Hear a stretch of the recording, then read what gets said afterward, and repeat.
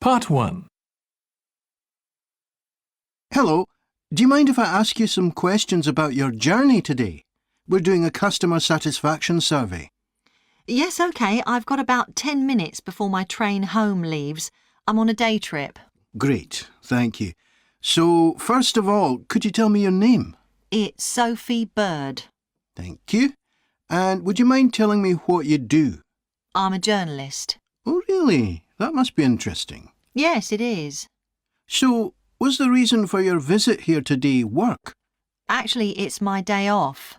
I came here to do some shopping. Oh, right. But I do sometimes come here for work. OK. Now, I'd like to ask some questions about your journey today, if that's OK. Yes, no problem. Right. So, can you tell me which station you're travelling back to? Stormforth, where I live. Can I just check the spelling? Staunfirth?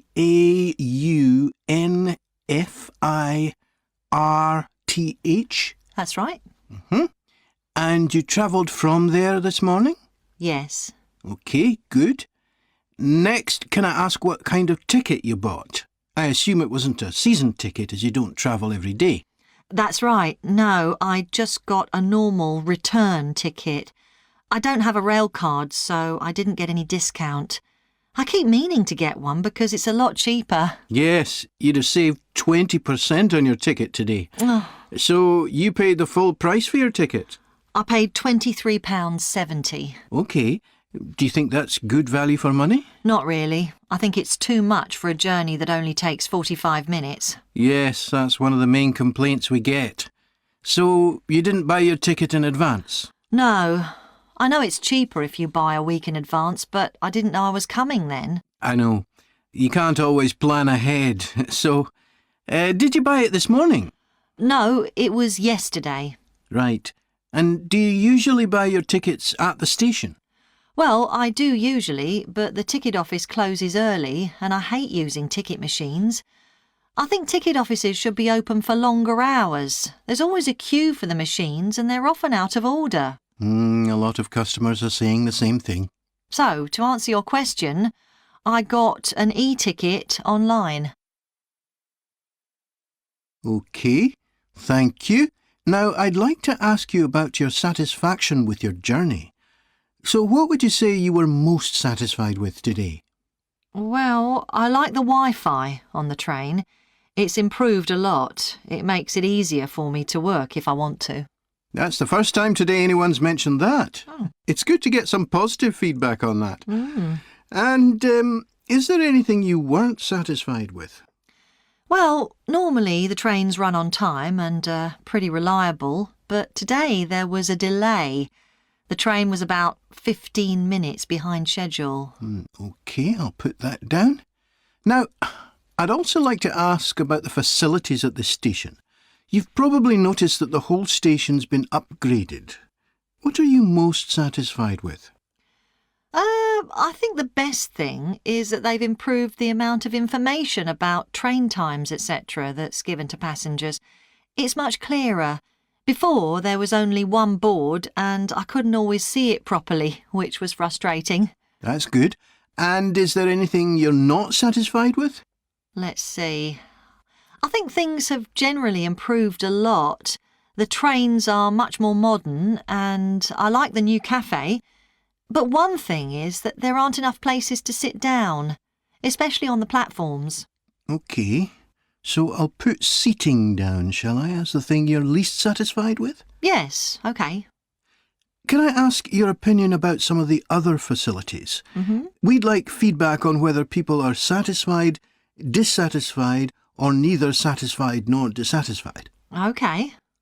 What about the parking at the station? Well, to be honest, I don't really have an opinion, as I never use it. So neither satisfied nor dissatisfied for that, then? Yes, I suppose so. OK, and what about the... Part 2. As chair of the Town Council Subcommittee on Park Facilities, I'd like to bring you up to date on some of the changes that have been made recently to the Croft Valley Park. So if you could just take a look at the map I handed out let's begin with a general overview. So, the basic arrangement of the park hasn't changed. It still has 2 gates, north and south, and a lake in the middle. The cafe continues to serve an assortment of drinks and snacks, and is still in the same place, looking out over the lake and next to the old museum. We're hoping to change the location of the toilets and bring them nearer to the centre of the park, as they're a bit out of the way at present, near the adventure playground, in the corner of your map. The formal gardens have been replanted and should be at their best in a month or 2.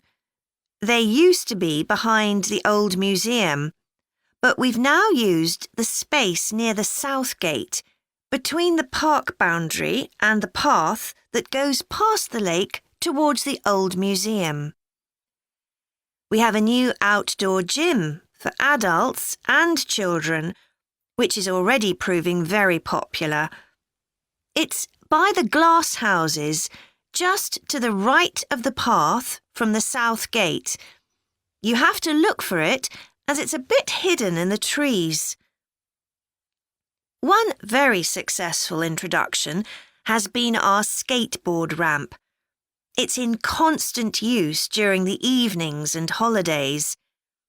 It's near the old museum, at the end of a little path that leads off from the main path between the lake and the museum. We've also introduced a new area for wildflowers to attract bees and butterflies. It's on a bend in the path that goes round the east side of the lake, just south of the adventure playground. Now, let me tell you a bit more about some of the changes to Croft Valley Park. One of our most exciting developments has been the adventure playground. We were aware that we had nowhere for children to let off steam, and decided to use our available funds to set up a completely new facility in a large space to the north of the park. It's open year-round, though it closes early in the winter months, and entrance is completely free. Children can choose whatever activities they want to do, irrespective of their age. But we do ask adults not to leave them on their own there. There are plenty of seats where parents can relax and keep an eye on their children at the same time. Lastly, the glass houses. A huge amount of work has been done on them to repair the damage following the disastrous fire that recently destroyed their western side. Over £80,000 was spent on replacing the glass walls and the metal supports, as well as the plants that had been destroyed, although, unfortunately, the collection of tropical palm trees has proved too expensive to replace up to now. At present, the glass houses are open from 10 a.m. to 3 p.m. Mondays to Thursdays, and it's hoped to extend this to the weekends soon. We're grateful to all those who helped us by contributing their time and money to this achievement. The gardens have really been a... Part 3. OK, Jack. Before we plan our presentation about refrigeration, let's discuss what we've discovered so far. Fine, Annie, though I have to admit I haven't done much research yet. Nor me. But I found an interesting article about ice houses. I'd seen some 18th and 19th century ones here in the UK, so I knew they were often built in a shady area or underground, close to lakes that might freeze in the winter. Then blocks of ice could be cut and stored in the ice house.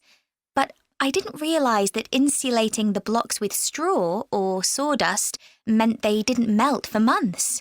The ancient Romans had refrigeration too. I didn't know that. Yes.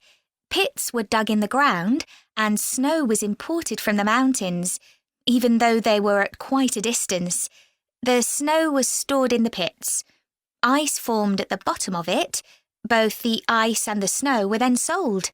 The ice cost more than the snow, and my guess is that only the wealthy members of society could afford it. I wouldn't be surprised. I also came across an article about modern domestic fridges. Several different technologies are used, but they were too complex for me to understand. You have to wonder what happens when people get rid of old ones. You mean because the gases in them are harmful for the environment? Exactly. At least there are now plenty of organisations that will recycle most of the components safely. But of course, some people just dump old fridges in the countryside. It's hard to see how they can be stopped, unfortunately. In the UK, we get rid of 3 million a year altogether. That sounds a lot, especially because fridges hardly ever break down. That's right. In this country, we keep domestic fridges for 11 years on average, and a lot lasts for 20 or more. So if you divide the cost by the number of years you can use a fridge, they're not expensive, compared with some household appliances. True. I suppose manufacturers encourage people to spend more by making them different colours and designs. I'm sure when my parents bought their first fridge, they had hardly any choice. Yes, there's been quite a change. Right, let's make a list of topics to cover in our presentation and decide who's going to do more research on them. Then later we can get together and plan the next step. OK. How about starting with how useful refrigeration is and the range of goods that are refrigerated nowadays? Because, of course, it's not just food and drinks. No, I suppose flowers and medicines are refrigerated too. And computers. I could do that, unless you particularly want to. No, that's fine by me. What about the effects of refrigeration on people's health? After all, some of the chemicals used in the 19th century were pretty harmful, but there have been lots of benefits too, like always having access to fresh food. Do you fancy dealing with that? I'm not terribly keen, to be honest. Nor me. My mind just goes blank when I read anything about chemicals. Oh, all right then. I'll do you a favour, but you owe me, Jack. OK. What about the effects on food producers, like farmers in poorer countries being able to export their produce to developed countries? Something for you, maybe? I don't mind. It should be quite interesting. I think we should also look at how refrigeration has helped whole cities, like Las Vegas, which couldn't exist without refrigeration because it's in the middle of a desert. Right. I had a quick look at an economics book in the library that's got a chapter about this sort of thing. I could give you the title if you want to do this section. Not particularly, to be honest. I find economics books pretty heavy going as a rule. OK, leave it to me then. Thanks. Then there's transport and the difference that refrigerated trucks have made. I wouldn't mind having a go at that. Don't forget trains too. I read something about milk and butter being transported in refrigerated railroad cars in the USA right back in the 1840s. I hadn't thought of trains. Thanks. Shall we have a separate section on domestic fridges? After all, they're something everyone's familiar with. What about splitting it into two? You could investigate 19th and 20th century fridges, and I'll concentrate on what's available these days, and how manufacturers differentiate their products from those of their competitors. OK, that'd suit me. Part 4. Hi everyone. In this session, I'll be presenting my research about the social history of Britain during the Industrial Revolution. I particularly looked at how ordinary lives were affected by changes that happened at that time. This was a time that saw the beginning of a new phenomenon, consumerism, where buying and selling goods became a major part of ordinary people's lives. In fact, it was in the 19th century that the quantity and quality of people's possessions was used as an indication of the wealth of the country. Before this, the vast majority of people had very few possessions, but all that was changed by the Industrial Revolution. This was the era from the mid-18th to the late 19th century, when improvements in how goods were made, as well as in technology, triggered massive social changes that transformed life for just about everybody in several key areas. First, let's look at manufacturing. When it comes to manufacturing, we tend to think of the Industrial Revolution in images of steam engines and coal. And it's true that the Industrial Revolution couldn't have taken place at all if it weren't for these new sources of power. They marked an important shift away from the traditional watermills and windmills that had dominated before this. The most advanced industry for much of the 19th century was textiles. This meant that fashionable fabrics and lace and ribbons were made available to everyone. Before the Industrial Revolution, most people made goods to sell in small workshops, often in their own homes. But enormous new machines were now being created that could produce the goods faster and on a larger scale, and these required a lot more space. So large factories were built, replacing the workshops and forcing workers to travel to work. In fact, large numbers of people migrated from villages into towns as a result. As well as manufacturing, there were new technologies in transport, contributing to the growth of consumerism. The horse-drawn stagecoaches and carts of the 18th century, which carried very few people and goods and travelled slowly along poorly surfaced roads, were gradually replaced by the numerous canals that were constructed. These were particularly important for the transportation of goods. The canals gradually fell out of use, though, as railways were developed, becoming the main way of moving goods and people from one end of the country to the other.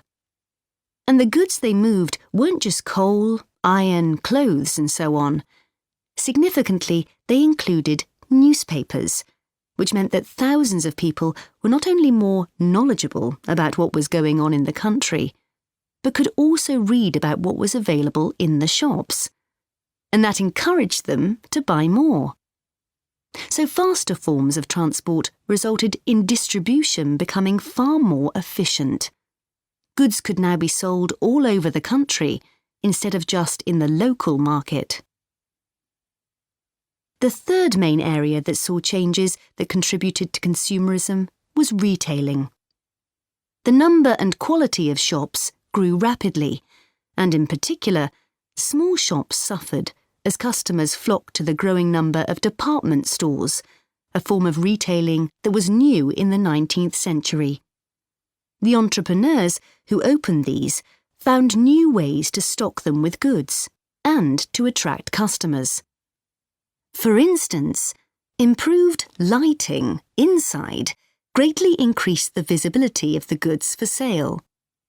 Another development that made goods more visible from outside resulted from the use of plate glass, which made it possible for windows to be much larger than previously. New ways of promoting goods were introduced too. Previously, the focus had been on informing potential customers about the availability of goods. Now, there was an explosion in advertising trying to persuade people to go shopping. Flanders claims that one of the great effects of the Industrial Revolution was that it created choice. All sorts of things that had previously been luxuries, from sugar to cutlery, became conveniences, and before long they turned into necessities. Life without sugar or cutlery was unimaginable, rather like mobile phones these days.